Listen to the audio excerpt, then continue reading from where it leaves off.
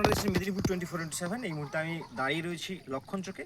আর যেই রাস্তার উপর দাঁড়িয়ে রয়েছি সেই রাস্তাটা দিল্লির খালগোড়া থেকে, সোনামুড়ি দিল্লির খালগোড়া থেকে একেবারে সীতাপুর পর্যন্ত যাচ্ছে। সীতাপুর থেকে এই রাস্তাটা দিয়েই কিন্তু বহু মানুষজন, যোধঘনশ্যাম বলুন বা কোলাহাট বলুন, বহু মানুষের যাতায়াতের এই রাস্তা। এবং কিছুদিন আগেই প্রশাসনের তরফ থেকে এই রাস্তায় গাড়ি যাওয়ার অনুমোদন দেওয়া হয়েছিল এবং বেশ কয়েকদিন গাড়ি যাতায়াত করছিল। কিন্তু বর্তমানে এই রাস্তার যে বেহাল অবস্থা সেটা কিন্তু একেবারেই চোখে পড়ছে। রাস্তার বিস্তীর্ণ এলাকায় কিন্তু এই মুহূর্তে এখন জলের তলায়। আমি যদি এই মুহূর্তে আমি জলে হাত ডুবিয়ে কিছু তোলার চেষ্টা করি, কী বেরায় সেটা আপনাদেরকে আমি দেখাচ্ছি। একটু ক্যামেরাটাই সামনে আনার জন্য বলবো। ধরুন এই জায়গাটায় যদি আমি হাতটা দিই, তো সেখান থেকে আসছে কিন্তু দেখুন এই যে কাঁকড় বেরিয়ে আসছে। রাস্তা তৈরির যে সামগ্রী সেগুলো কিন্তু জলের নিচে থেকে উঠে আসছে। কারণ একটাই, রাস্তাটা জলে ডুবে থাকা অবস্থায় একেবারে বেহাল হয়ে গিয়েছে। রাস্তার মানে দাঁত নখ যেটাকে বেরিয়ে যাওয়া বলে সেরকম অবস্থা বর্তমানে। কিন্তু কেন এমন অবস্থা, স্থানীয়দের সাথে কথা বলে যেটি জানা যাচ্ছে, দীর্ঘ সময় ধরে কিন্তু এই যে দিল্লির খাল গোড়া থেকে যেই রাস্তা যাচ্ছে এর পাশে যেটা রয়েছে সোলাডোবা খাল, সেই সোলাডোবা খালটি কিন্তু সংস্কার হয়নি, যার কারণেই কিন্তু এই সমস্যা।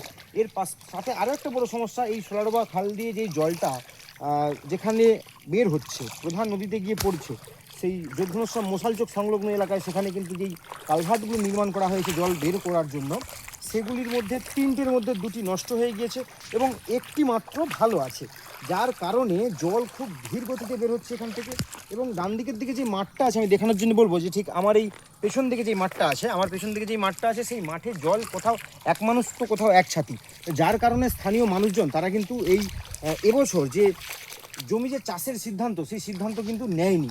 কারণ বিগত প্রায় 3 বছর ধরে তাদের লাগানো ধান সেটা কিন্তু নষ্ট হয়ে গেছে, ফসল চাষিরা একটু বাড়িতে তুলতে পারেনি। প্রতিবারের এই সমস্যা। এবং স্থানীয়দের সাথে কথা বলে আরও জানা গিয়েছে যে এই রাস্তাটা যবে থেকে নির্মাণ হয়েছে তবে থেকে কিন্তু এই সমস্যা। কারণ একটাই, এই রাস্তাটা আগে সরু হলেও উঁচু ছিল, কিন্তু বর্তমানে কাজ হওয়ার সময়, রাস্তা নির্মাণের সময় রাস্তাটার মাথা ভেঙে চওড়া করা হয়েছে। অতএব রাস্তার উচ্চতা অনেকটাই নিচু হয়ে গিয়েছে, যার কারণে কিন্তু প্রতি বছর এই দুদিকে জল মিলিয়ে এই রাস্তাটা জলে ঢাকা থাকতেছে। তো এই বিষয়ে প্রশাসনিক সূত্রে যে খবর, সেই খবর অনুযায়ী জানা গিয়েছে যে এই সোলাডোবা খাল সংস্কারের জন্য অনুমোদন হয়ে গিয়েছে, কিন্তু এখন পর্যন্ত সংস্কার হয়নি। তবে খুব শীঘ্রই সংস্কার হবে। যদিও এই খালটা সংস্কার হওয়ার পরে মশালচোকে যেই কালভার্টটি রয়েছে, স্থানীয়দের সাথে কথা বলে যেটি জানা গিয়েছে, সেই কালভার্টটা যদি সুন্দরভাবে নির্মাণ করা হয়, জল পাসের ব্যবস্থাটা যদি সঠিকভাবে করা হয়, তাহলে কিন্তু এই সমস্যাটা আর হবে না। তখন কিন্তু চাষিরাও এই মাঠে চাষ করতে পারবে সুন্দরভাবে এবং এই রাস্তাটাও আর জলের তলায় থাকবে না। আমরা আপনাদেরকে স্থানীয় মানুষজন তারা ঠিক কী জানাচ্ছে এই রাস্তা প্রসঙ্গে, এই ঘটনা প্রসঙ্গে এবং প্রশাসনিক সূত্রে কী খবর মিলছে, সেটাও কিন্তু আমরা আপনাদের জানাচ্ছি। দেখতে থাকুন আমাদের মেদিনীপুর 24/7।